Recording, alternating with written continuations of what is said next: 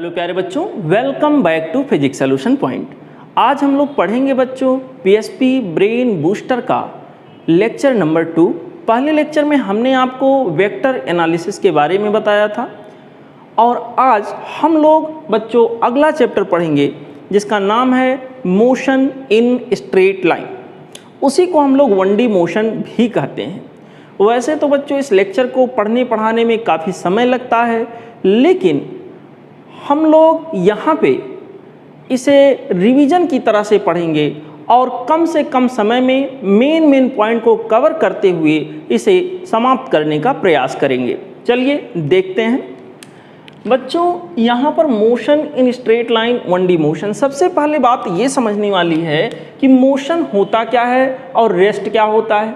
तो बच्चों रेस्ट और मोशन का क्या मीनिंग होता है, आइए इसको समझते हैं। बच्चों रेस्ट या मोशन एक रिलेटिव क्वांटिटी, एक रिलेटिव चीज़ है। बच्चों कोई बॉडी रेस्ट में है या कोई बॉडी मोशन में है, इस बात का डिसीजन हम तब ले पाएंगे जब हम ये निश्चित करें किसके रेस्पेक्ट में, किससे कंपेयर किया जा रहा है। बच्चों यहाँ पर इसके बारे में मैंने प्रॉपर लेक्चर में आपको बहुत कुछ बताया है, लेकिन यहाँ शॉर्टकट, यहाँ जैसे मान लीजिए बच्चों ए बी सी 3 बॉडी हैं। बॉडी ये हमारा 10 मीटर पर सेकेंड से जा रहा है, यूँ बॉडी भी यहाँ पर सेम डायरेक्शन में 20 मीटर पर सेकेंड से जा रहा है और बॉडी सी सेम डायरेक्शन में बच्चों 10 मीटर पर सेकेंड से जा रहा है। मैं बॉडी ए की तुलना में बॉडी ए के रेस्पेक्ट में बॉडी बी का मोशन अगर पूछूं तो बच्चों बॉडी ए के रेस्पेक्ट में बॉडी बी का मोशन हो जाएगा 10 मीटर पर सेकेंड। चल तो ये 20 मीटर पर सेकेंड से चल रहा है। अगर यहाँ कोई व्यक्ति हो जो कि रेस्ट में रहे, इसकी वेलोसिटी 0 रहे, मैं पूछूं ये कितने से जा रहा है तो बताएगा 20 से। लेकिन वही बात मैं ये से पूछूं कि भैया आप बताओ बी कितने से जा रहा है तो ये 10 से बताएगा, क्योंकि ऑलरेडी ये 10 से चल रहा था, ये अपना वाला माइनस करके बताएगा।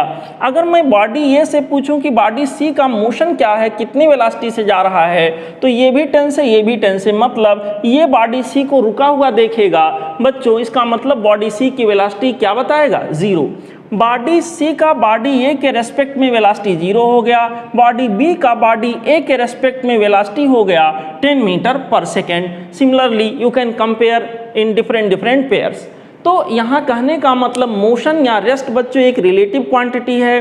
बिना रिलेट किए, बिना तुलना किए हम ये नहीं बता सकते कि कौन सी बॉडी रेस्ट में है या कौन सी बॉडी मोशन में है, वो पूरी तरह से मीनिंगलेस होगी। अब इस चैप्टर में मेन जो हम लोगों को पढ़ना है वो पढ़ना बच्चों डिस्टेंस क्या होता है, डिस्प्लेसमेंट क्या होता है, स्पीड क्या होती है, वेलोसिटी क्या होती है, एक्सीलरेशन क्या होता है, गैलीलियो जी का इक्वेशन कैसे यूज करते हैं, ये सारी बातें डिस्कस करनी है। तो आइए यहाँ पहला टॉपिक हम लोग देखते हैं, डिस्टेंस एंड डिस्प्लेसमेंट। इसका क्या मतलब हुआ। मान लीजिए बेटा कोई पार्टिकल, कोई बॉडी या कोई भी व्हीकल हो सकता है, कोई पार्टिकल मान लीजिए है, पॉइंट ए से चलना शुरू कर रहा है और पॉइंट ए से चलकर पॉइंट बी पर कुछ समय बाद, कुछ टाइम बाद जाके पहुंच रहा है। And after reaching point B, the body is traveling along BC line and finally reach to point C. अब ये अपना मोशन कंटिन्यू रख रहा है। बॉडी सी पर पहुंचने के बाद, पॉइंट सी पर पहुंचने के बाद फिर से पॉइंट डी पर जाता है और पॉइंट डी पर जाने के बाद फिर से पॉइंट ई पर आके रुक जाता है। अब मैं पूछूं यहाँ कहाँ से चला था, पॉइंट ए से बॉडी चलना शुरू किया था, बी पर, सी पर, डी पर और ई पर। ई पर जाकर वो रुक गया। तो बच्चों यहाँ के अंदर ई हमारा फाइनल पॉइंट हो गया और हमारा ये क्या हो गया, इनिशियल पॉइंट। अगर मैं इसमें पूछूं डिस्टेंस कितना बॉडी ने कवर किया, तो distance is equal to total path length है। जो ब्लैक पेन से मैंने बनाया बच्चों, ये हमारे पास डिस्टेंस आ जाएगा। डिस्टेंस का मतलब A B plus B C plus C D plus D E, ये टोटल डिस्टेंस हुआ जो बॉडी के द्वारा कवर किया जा रहा है। और अगर मैं पूछूं डिस्प्लेसमेंट कितना कवर हुआ, तो डिस्प्लेसमेंट बच्चों अभी मैं आगे आपको बताने वाला हूँ। यहाँ इनिशियल और फाइनल पॉइंट के बीच में शॉर्टेस्ट पॉसिबल पाथ होता है और यहाँ इनिशियल और फाइनल पॉइंट के बीच में शॉर्टेस्ट पॉसिबल पाथ आप देख सकते हैं। यहाँ पर बच्चों कौन सा है, ए टू ई, यही हमारा क्या कहलाएगा, डिस्प्लेसमेंट। और इसके बारे में डिस्कशन अभी हमारा होगा। बच्चों ये एक वेक्टर क्वांटिटी होती है जिसकी डायरेक्शन हमेशा इनिशियल टू फाइनल पॉइंट लिया जाता है, लाइक दिस। यहाँ पर बच्चों ये डिस्प्लेसमेंट हो गया रेड पेन से और ये डिस्टेंस हो गया। अब डिस्टेंस और डिस्प्लेसमेंट में क्या क्या है और ख़ास बातें हैं, आइए उसको हम लोग देखते हैं। बच्चों डिस्टेंस की जब हम बात करते हैं तो डिस्टेंस का मतलब होता है, जैसा कि मैंने बताया, total path length covered by body. किसी बॉडी के द्वारा जो टोटल पाथ कवर किया जाएगा उसी को बच्चों हम लोग क्या नाम देंगे, डिस्टेंस, जैसा कि मैंने यहाँ आपको दिखाया है। यहाँ इसके बारे में ये अगर कहें कि स्केलर क्वांटिटी है कि ये वेक्टर क्वांटिटी है, तो बच्चों इसका जवाब होगा सर ये स्केलर क्वांटिटी होती है।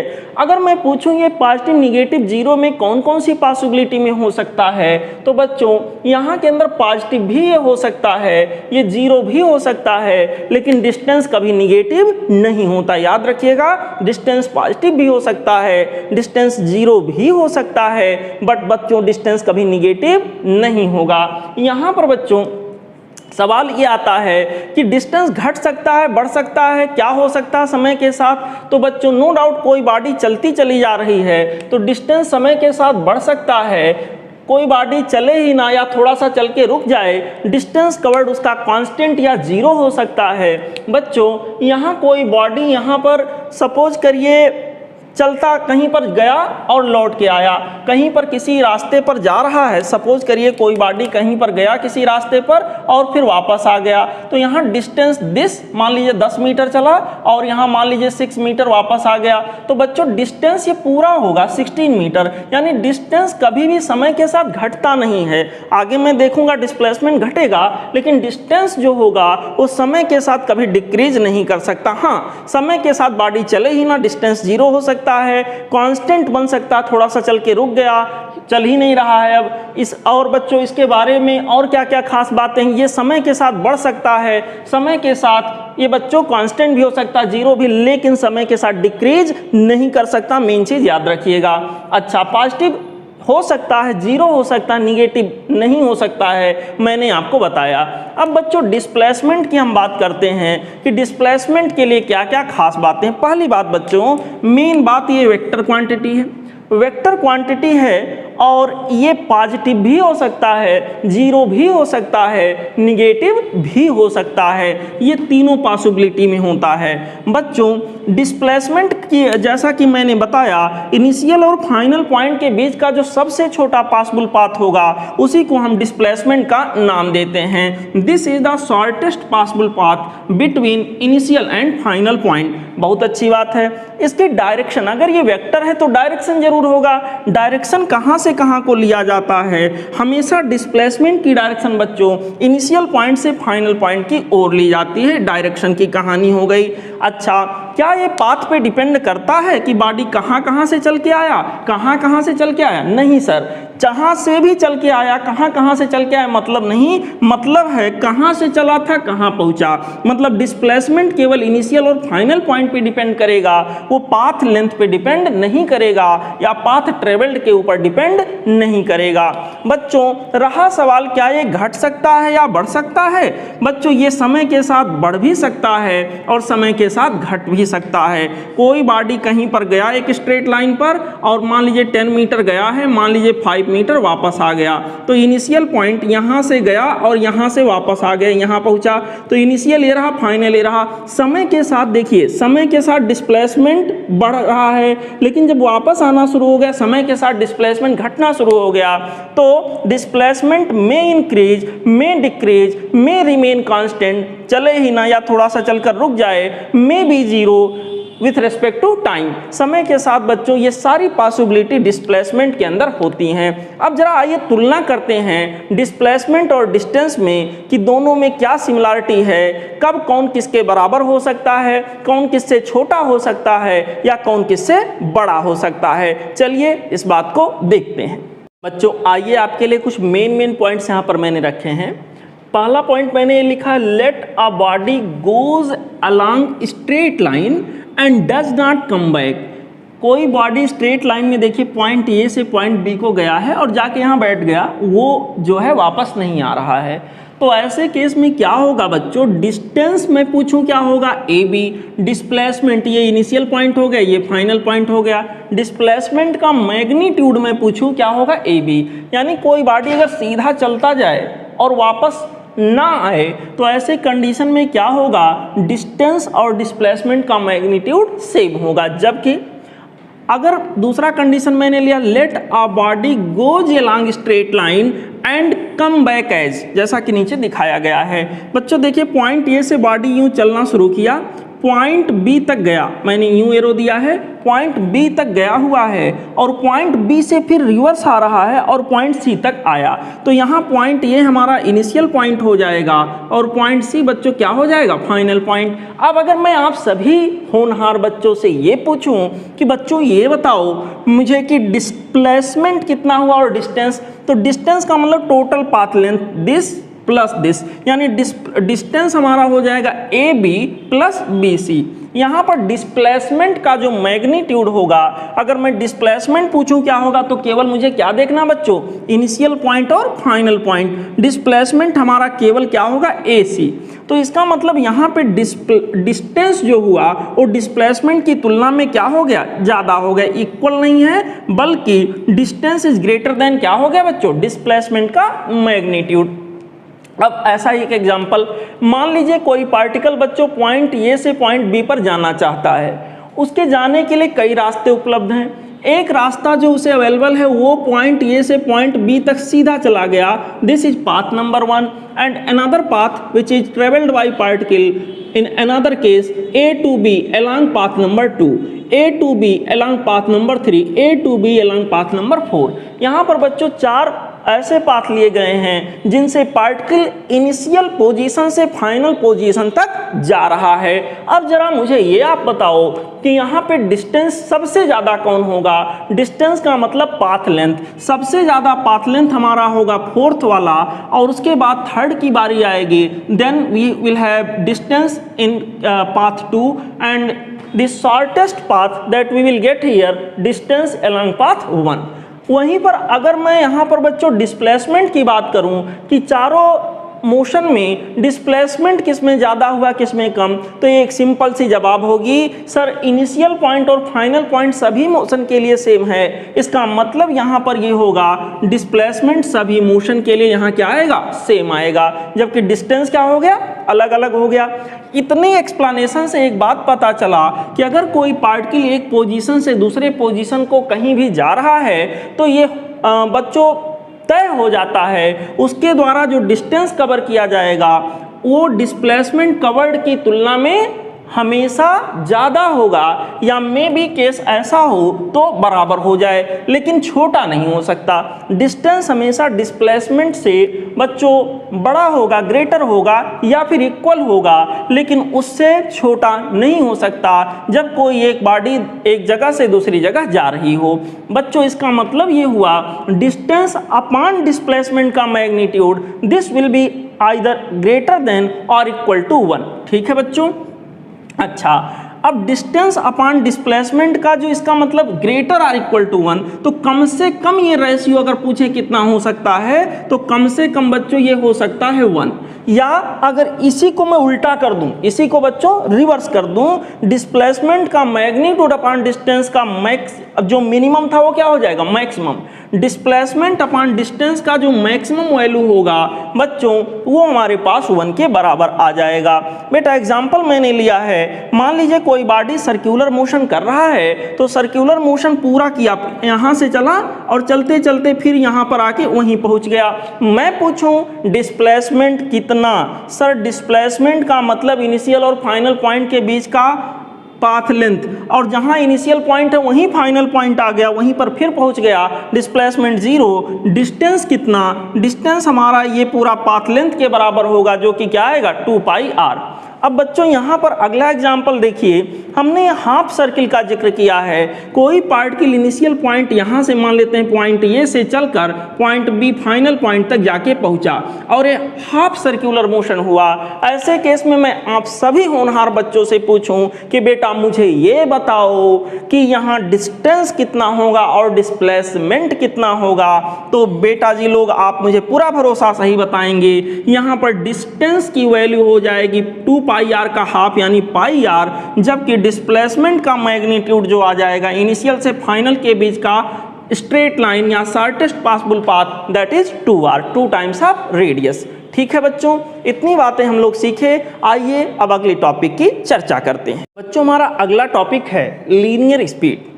लीनियर स्पीड देन हम लोग पढ़ेंगे लीनियर वेलोसिटी और दोनों को कंपेयर करेंगे। आइए देखते हैं बच्चों लीनियर स्पीड क्या है।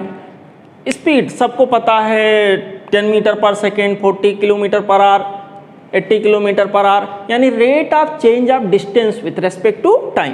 तो यहाँ पर इसके बारे में कुछ और बातें कर लेते हैं बच्चों। पहली बात एक स्केलर क्वांटिटी होती है। जब हम नाम स्पीड का ले रहे हैं तो एक स्केलर क्वांटिटी हुई बच्चों। क्या क्या ये हो सकता है?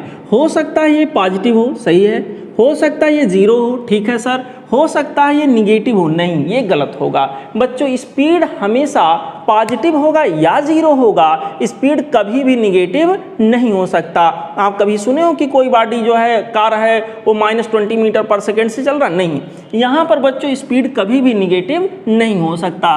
अच्छा, और वैसे बाय डेफिनेशन इसको क्या कहेंगे? Rate of change of distance with respect to time.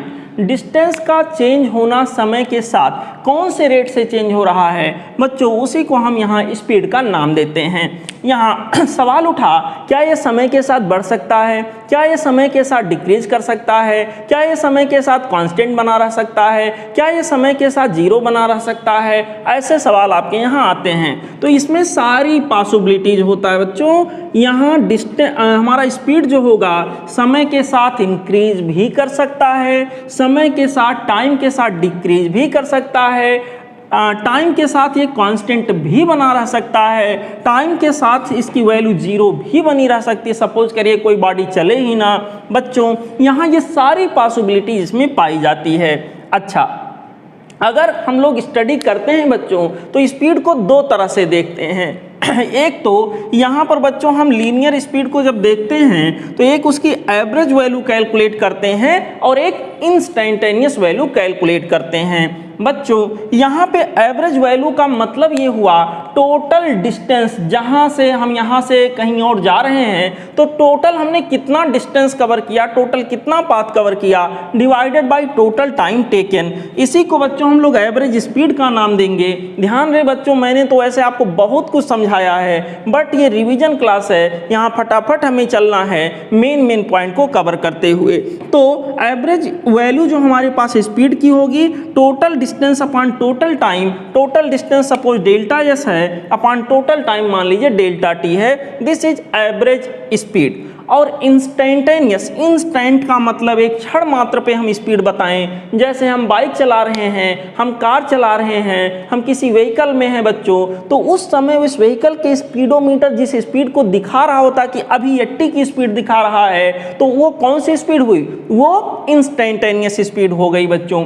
एक पर्टिकुलर समय पे अगर हम स्पीड को चेक करते हैं, एक पर्टिकुलर समय पे, तो बच्चों उस पर्टिकुलर टाइम पे, एक पर्टिकुलर इंस्टेंट पे जो स्पीड मिलती है उसे हम यहाँ पर इंस्टेंटेनियस स्पीड का नाम देते हैं। बच्चों देखो यहाँ पर limit delta T tend to zero, मतलब इतने कम समय में हम कैलकुलेशन कर रहे हैं कि टाइम की तुलना हम जीरो से कर रहे हैं। जीरो तो नहीं है लेकिन जीरो के बहुत करीब वो समय है। बच्चों जब ऐसा करते हैं तो स्पीड का डिफरेंशियल फॉर्मेट यहाँ पर आ जाता है ds ओवर dt, नाम तो सुना ही होगा। यहाँ पर बच्चों अब हम बात करेंगे लीनियर वेलोसिटी की। अगर आप लीनियर स्पीड पढ़ चुके हो तो उसी को जस्ट कंपेयर करते जाना है बच्चों। यहाँ हमारा लीनियर, माफ करिएगा, यहाँ पर बच्चों ये वेक्टर क्वांटिटी होगा। लीनियर स्पीड अगर स्केलर क्वांटिटी था तो यहाँ लीनियर वेलोसिटी हमारा एक वेक्टर क्वांटिटी होगा। और यहाँ के अंदर बच्चों इसकी वैल्यू क्या क्या पॉसिबल है? क्या ये पॉजिटिव हो सकता है? यस हो सकता है। क्या ये जीरो हो सकता है? बिल्कुल हो सकता है। क्या ये निगेटिव हो सकता है? हाँ सर बिल्कुल निगेटिव भी हो सकता है। यहाँ के अंदर लीनियर वेलोसिटी के अंदर ये तीनों पॉसिबिलिटीज होते हैं। सवाल उठा कि यहाँ पर बच्चों इसका डेफिनेशन क्या होगा, तो rate of change of distance with respect to time, इसको हम लोगों ने नाम दिया था लीनियर स्पीड। वहीं पर हमारा rate of change of displacement या कह सकते हैं position with respect to time, इसको बच्चों हम लोग नाम देते हैं, हम लोग यहाँ इसको नाम देते हैं, क्या नाम देते हैं? Linear velocity. अच्छा, लीनियर वेलोसिटी में क्या क्या और पॉसिबिलिटीज हैं? मे इंक्रीज, बच्चों वहाँ पर देखिए वो जब स्पीड की बात हम किए थे, समय के साथ घट भी रहा था, बढ़ भी रहा था, जीरो भी बना रहा था और कांस्टेंट भी रह सकता था। सिमिलर सिचुएशन यहाँ होगा। किसी बॉडी की जो लीनियर वेलोसिटी होगी समय के साथ, टाइम के साथ बच्चों इंक्रीज कर सकती है, टाइम के साथ वो डिक्रीज भी कर सकती है, टाइम के साथ वो कांस्टेंट भी रह सकती है, टाइम के साथ वो जीरो भी बनी रह सकती है। ये सभी पॉसिबिलिटीज यहाँ के अंदर पाए जाएंगे। सवाल उठा लीनियर वेलोसिटी को कितने पार्ट में हम स्टडी करते हैं? तो लीनियर वेलोसिटी को बच्चों स्टडी करने के लिए, आसानी के लिए हम दो पार्ट में डिवाइड करते हैं। पहला हमारा है एवरेज वैल्यू और दूसरा कौन सा है? Instantaneous value. बच्चों एवरेज वैल्यू हमारे पास जो है total displacement upon total time, वहां पर क्या था? Total distance upon total time, यहाँ होगा total displacement upon total time. Total displacement को थोड़ा सुधार के बोलें तो कह सकते हैं टोटल डिस्प्लेसमेंट की जगह net displacement upon total time taken, जिसको हम डेल्टा एस और डेल्टा टी से यहाँ दिखाए हैं। वहीं पर बच्चों इंस्टेंटेनियस वैल्यू अगर हम लेने जाएंगे, means we are calculating the instantaneous value, we are calculating the linear velocity at a particular instant of time and that particular speed which we are calculating for a very small time interval, then this will be equal to instantaneous velocity at that particular time। बच्चों instantaneous velocity हमारे पास क्या हो जाएगा? यहाँ के अंदर आ जाएगा ds over dt। ये सारी चीजें वेक्टर फॉर्मेट में रहेंगी। समझ में आया बच्चों? तो इन दोनों की आप तुलना कर सकते हैं। मैं इसको छोड़ दे रहा हूँ, एक बार आप देख लीजिएगा पॉज करके। एंड देन अब हम लोग आगे बढ़ते हैं, इन दोनों में सिमिलरिटी और डिससिमिलरिटी की थोड़ी सी चर्चा और करते हैं। बच्चों मान लीजिए कोई बॉडी पॉइंट ए से ये वाले पाथ के अलांग चलते हुए, जो कर्व पाथ मैंने बनाया इसके अलांग चलते हुए पॉइंट बी तक जा रहा है। अब यहाँ कई सवाल उठते हैं कि सर आपने एवरेज वेलोसिटी के बारे में बताया है, आपने एवरेज स्पीड के बारे में बताया है, तो यहाँ स्पीड की नहीं तो कम से कम वेलोसिटी के पास तो डायरेक्शन है, डायरेक्शन का क्या ख्याल है? तो डायरेक्शन बच्चों दो वेलोसिटी, एक एवरेज वेलोसिटी और एक इंस्टेंटेनियस वेलोसिटी, दोनों के डायरेक्शन का कॉन्सेप्ट अलग अलग है। जब हम एवरेज वेलोसिटी लेते हैं तो नेट डिस्प्लेसमेंट लेते हैं। नेट डिस्प्लेसमेंट यहाँ ये वाला होगा जिसको मैंने डॉटेड लाइन से बना रखा है, दिस वन। यहाँ पर बच्चों हमारे पास नेट डिस्प्लेसमेंट की direction initial to final point ये रहा A to B। तो यहाँ जो हमारे पास एवरेज वेलोसिटी की डायरेक्शन होगी, वो initial to final point along net displacement होगा, जो कि रेड पेन से मैंने यहाँ बना रखा है। एवरेज वेलोसिटी की जो डायरेक्शन होगी along the net displacement which is A to B, vector AB you can say. यहाँ पर बच्चों इंस्टेंटेनियस वेलोसिटी की क्या डायरेक्शन होगी?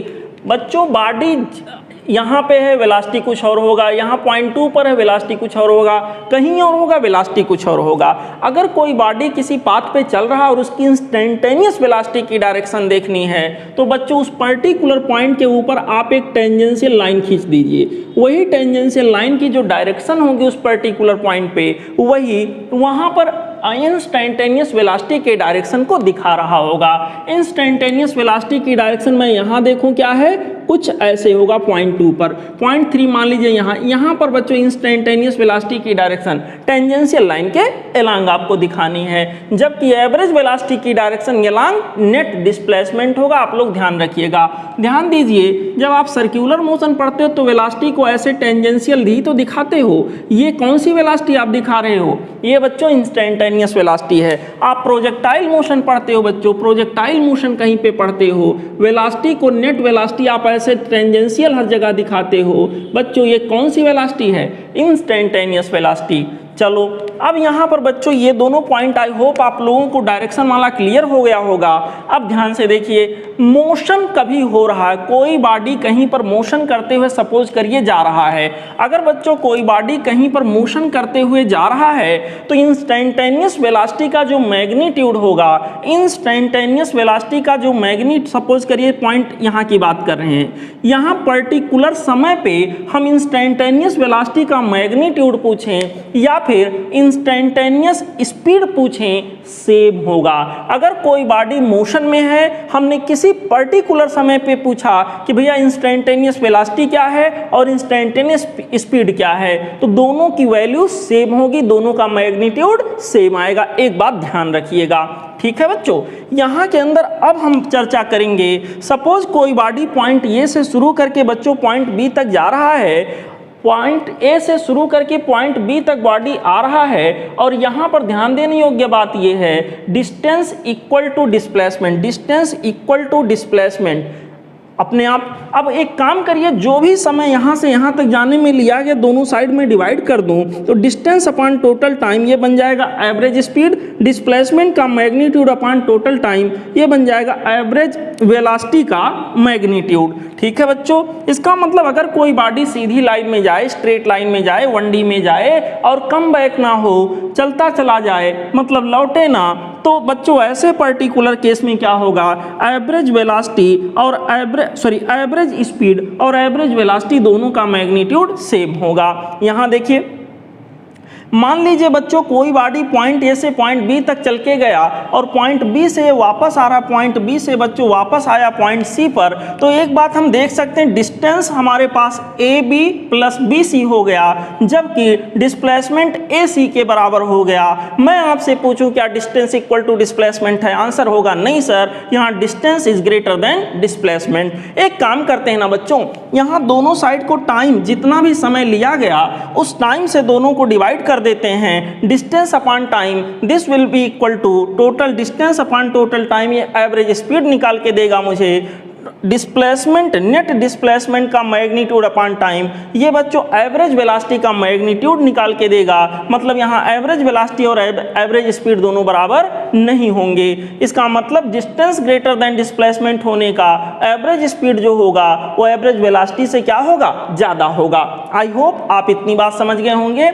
अब बच्चों यहाँ चर्चा करते हैं डिस्टेंस ग्रेटर देन डिस्प्लेसमेंट। इससे पहले मैंने आपको बताया अगर कोई बॉडी एक पॉइंट से दूसरे पॉइंट को जा रहा है तो बच्चों ऐसे केस में डिस्टेंस हमेशा डिस्प्लेसमेंट से या तो बड़ा होगा या इक्वल होगा, ग्रेटर और इक्वल। अब एक काम करते हैं, दोनों साइड को टाइम जो भी लगा हो उससे डिवाइड कर देते हैं। ये बन जाएगा बच्चों एवरेज स्पीड और ये बन जाएगा एवरेज वेलोसिटी का मैग्नीट्यूड। मतलब जनरली यहाँ पर हम यही देखेंगे एवरेज स्पीड ग्रेटर देन और इक्वल टू एवरेज वेलोसिटी का मैग्नीट्यूड। दोनों का रेशियो लें तो average speed divided by average velocity का मैग्नीट्यूड विल बी ग्रेटर और equal to 1। In this way we can say the maximum value of this ratio, maximum value of this ratio will be equal to 1। That means average speed divided by magnitude of average velocity will have minimum value, sorry शायद मैंने maximum बोल दिया है, average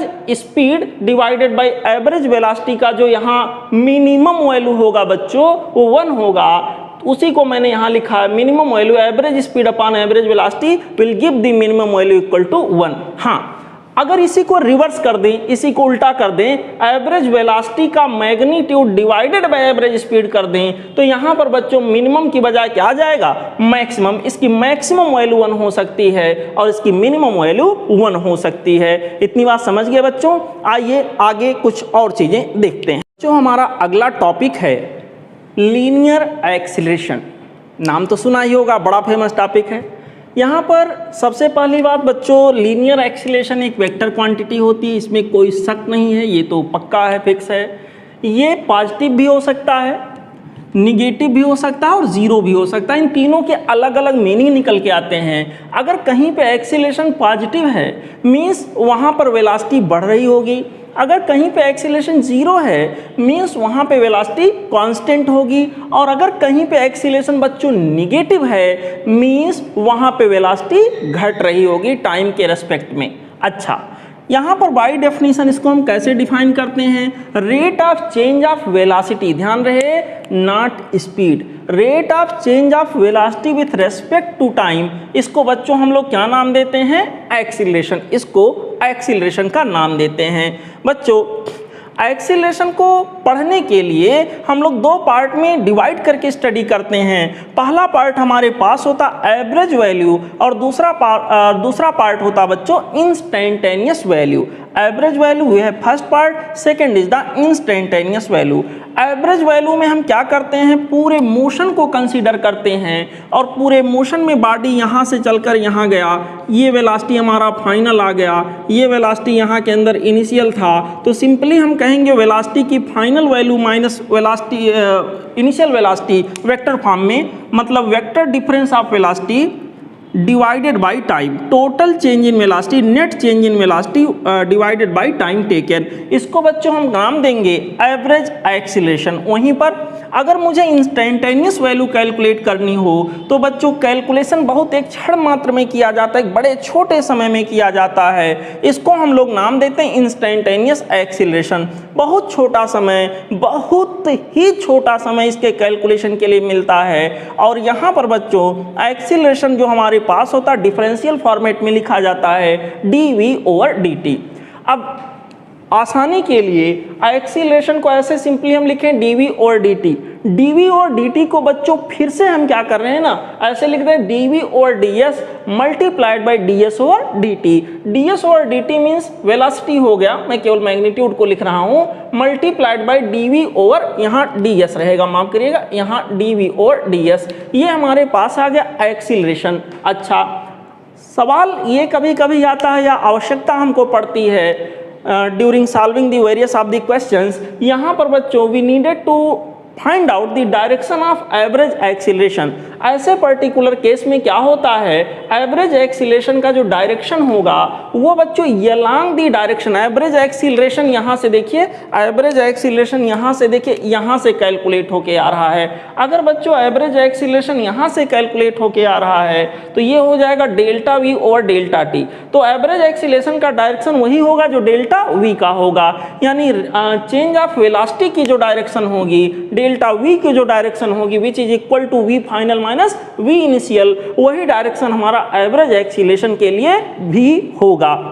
अब बच्चों आइए हम लोग देखते हैं कि यहाँ के अंदर जो मोशन होता है उसमें कैसे कैसे गैलीलियो का इक्वेशन यूज करते हैं, यूनिफॉर्म मोशन किसको कहते हैं, नॉन यूनिफॉर्म मोशन कैसे कहते हैं, किसे कहते हैं, ये सारी चर्चाएं हम लोग यहाँ पर करेंगे। आइए देखते हैं बच्चों, यहाँ हम मोशन की बात करेंगे और मोशन यहाँ पर बेसिकली दो तरह का हम लोग देखते हैं, एक होता है यूनिफॉर्म मोशन और अगला होता है बच्चों non uniform motion. Uniform motion की खास बात ये होती है कि मोशन के दौरान वेलोसिटी क्या होता है, कांस्टेंट। ऑब्वियसली स्ट्रेट लाइन में कांस्टेंट वेलोसिटी से बॉडी चल रहा होगा और यहाँ पर सिंपली इक्वेशन यूज किया जाता है distance equal to speed into time, फटाफट कैलकुलेशन यहाँ के अंदर हो जाता है। ठीक है बच्चों, और ऐसे केस में वेलोसिटी कांस्टेंट होने का मतलब आपको पता है एक्सीलरेशन क्या होगा, जीरो। चलो यहाँ पर ये तो बहुत आसान केस हो जाता है, बहुत पहले से आप इसके बारे में स्टडी करते आ रहे हो। बच्चों अगला हमारा है non uniform motion. Non uniform motion means velocity constant नहीं है, मतलब वेलोसिटी बदल रही है, वेलोसिटी चेंज हो रही है। या तो वेलोसिटी के दो वेलोसिटी वेक्टर, इसके दो पंख हैं, एक तो मैग्नीट्यूड है, एक डायरेक्शन है। वेलोसिटी चेंज होने का मतलब या तो मैग्नीट्यूड चेंज हो रहा है, या तो डायरेक्शन चेंज हो रहा है, या तो दोनों चेंज हो रहे हैं। दोनों में से कोई एक पक्का है चेंज होगा, या दोनों चेंज होंगे। बच्चों वेलोसिटी कांस्टेंट नहीं है, वेलोसिटी बदल रहा है, तो वेलोसिटी बदलने वाला होगा। वेलोसिटी बदलने वाला होगा मींस एक्सीलरेशन होगा। इसका मतलब एक्सीलरेशन यहाँ के अंदर क्या होगा, नॉन जीरो होगा। अब एक्सीलरेशन यहाँ के अंदर नॉन जीरो होने का क्या मतलब हुआ, हो सकता है नॉन जीरो, जैसे 2 मीटर पर सेकेंड स्क्वायर यहाँ पर एक्सीलरेशन है, यानी 1 सेकेंड में 2 मीटर पर सेकेंड का चेंज आ रहा है। बच्चों मान लीजिए एक्सीलरेशन नॉन जीरो होते हुए कांस्टेंट है, कांस्टेंट एक्सीलरेशन, ऐसा नहीं है कि कभी जो है वेलोसिटी के बढ़ने का रेट ज़्यादा हो गया, कभी बढ़ने का रेट कम हो गया, नहीं, कांस्टेंट रेट से वेलोसिटी बढ़ती अगर जा रही है तो ऐसे केस में जो भी सवाल हमको मिलेंगे वो हम गैलीलियो जी के इक्वेशन से सॉल्व करेंगे। और गैलीलियो गैलीलियो का इक्वेशन बच्चों आप सबको पता है, बस मैं रिमाइंड आपको करा दूं, ये तो 9th क्लास से आप पढ़ते आते हैं, दिमाग में बिल्कुल एक घर बना चुका होता है, सभी बच्चों को याद होता है। बच्चों ये पहला इक्वेशन होता है v equal to U plus A T. इसमें काफ़ी रहस्य हैं, काफ़ी चीज़ें हैं, फिलहाल ये रिविजन क्लास है बच्चों, यहाँ मेन पॉइंट को मुझे हाईलाइट करना है, इसको दिमाग में बनाए रखिएगा। ये मत सोचिएगा सर ने ये क्यों नहीं बताया, बच्चों ये रिवीजन क्लास है, मैंने आपको बहुत कुछ बताया है। S equal to U T plus half A T square, बच्चों सेकेंड इक्वेशन आप Galileo, V square equal to U square plus 2as। यहाँ के अंदर बच्चों ये थर्ड इक्वेशन आप गैलीलियो हुआ। यहाँ के अंदर इसी अच्छा इनमें जो जो पैरामीटर्स यूज हुए हैं, v is the final velocity, u is the initial velocity and ये इज द एक्सीलरेशन, और यहाँ के अंदर बच्चों s इज द डिस्प्लेसमेंट। अच्छा टाइम t में कितना डिस्प्लेसमेंट दैट इज s, और nth सेकेंड में कितना डिस्प्लेसमेंट। सपोज करिए मैं यहाँ आपको समझा देता हूँ, मान लीजिए बच्चों कोई बॉडी है, आपको यहाँ दिख रहा होगा, देखिए यहाँ मान लीजिए कोई बॉडी है, t इक्वल टू 0 पर अपना मोशन शुरू कर रहा है, t इक्वल टू यहाँ 10 सेकेंड पर यहाँ जाके फाइनल पॉइंट पे पहुँच रहा है, t इक्वल टू 1 पर कभी यहाँ पे रहा होगा, t इक्वल टू 2 पर कभी यहाँ पे रहा होगा, t इक्वल टू 3 पे कहीं यहाँ पे रहा होगा, 4 पे यहाँ पे, ऐसे ऐसे t इक्वल टू 10 सेकेंड पर यहाँ से यहाँ पर जाकर पहुँच गया। अब मैं पूछूं कि पहले सेकंड में कितना दूरी चला, पहला सेकंड मतलब 0 से 1 के बीच, सेकंड दूसरे सेकंड का मतलब ये 1 और 2 के बीच, तीसरे सेकंड का मतलब 2 और 3 के बीच। तो बच्चों nth सेकंड में कितना डिस्प्लेसमेंट बॉडी कवर कर रहा है, nth सेकंड, nवां सेकंड, nth सेकंड, जैसे मैं कहूँ 10वां सेकंड मतलब 9 और 10 के बीच में, ठीक है। यहाँ पर मैं कहूँ 5वां सेकेंड मतलब 4 और 5 के बीच में, किसी पर्टिकुलर या 10वां सेकेंड, वो 1 सेकेंड का स्पैन होगा। यहाँ के अंदर nth सेकेंड के अंदर कितना डिस्टेंस वो कवर कर रहा है body, that is given by the equation u plus half A 2n-1। जैसे कोई बॉडी बच्चों मान लीजिए 20 सेकेंड की यात्रा किया, मान लेते हैं कोई बॉडी बच्चों यहाँ पे चल रहा है, वो 20 सेकंड की यात्रा कर रहा है, t इक्वल टू 0 पर यहाँ है, t इक्वल टू 1 पर यहाँ है। मान लीजिए ये 2 मीटर पर सेकंड से चलना शुरू किया था और एक्सीलरेशन यहाँ 1 मीटर पर सेकंड स्क्वायर है। मैं कहूँ कि बॉडी 8वें सेकंड में कितनी दूरी, 8वें सेकंड मतलब 7 और 8 के बीच में कहीं चला होगा, 8वें सेकंड में 8th सेकंड में कितनी दूरी तय करेगा, तो मैं कहूँगा 8वें सेकंड में तय की गई दूरी इक्वल टू यू का मतलब 2 प्लस हाफ ये का मतलब 1, 2n-1,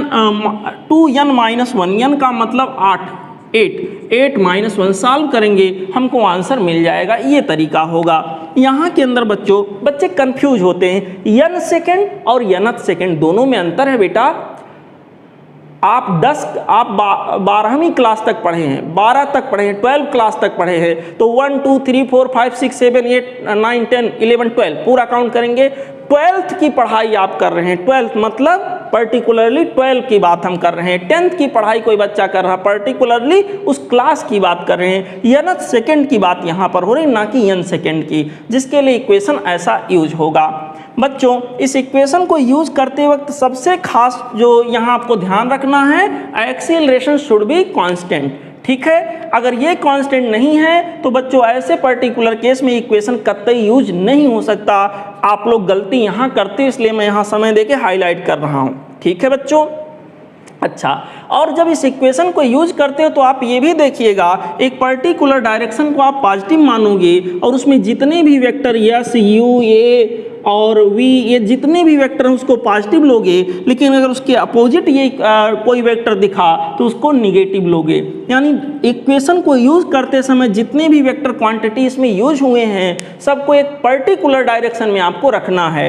अगर बाय द वे डायरेक्शन किसी का रिवर्स है तो बच्चों उसको निगेटिव में हम लोग लेंगे। सवाल हम कराएंगे, आप करेंगे तो उसमें आपको पता चलेगा, और वैसे आप बहुत सारे सवाल कर चुके हैं, ठीक है बच्चों। तो ये रहा यहाँ के अंदर गैलीलियो के इक्वेशन को यूज किए जाने के लिए condition, acceleration should be constant, पहला चीज ध्यान रखिएगा।